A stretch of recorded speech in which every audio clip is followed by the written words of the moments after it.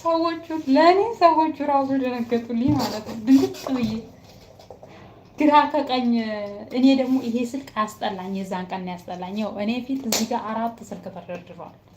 ከዛ ከጎኔ የእህቴ ስልክ አለ 5 ስልክ አትይም። 5ቱም ስልክ የሆነ ሰከንድ አይለያይም ሲጮህ ማለት ነው።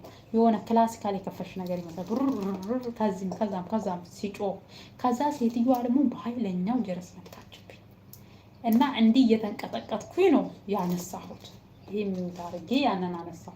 እኔ ሳነሳላት ምን ትለኝ ጥሩ ነው የሆነ ጥያቄ ትጠይቀኛለች ምናምን ከዛ መናገር አልቻልኩም። በእውነት እንባዬ ሁሉ ነው አምልጥ መስሎኝ እኮ ነው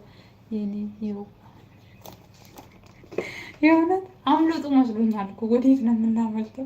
ከዛ ተርበተበትኩ እንዲህ እያልኩ ሰውነት እየተንቀጠቀጠ ገባሁ።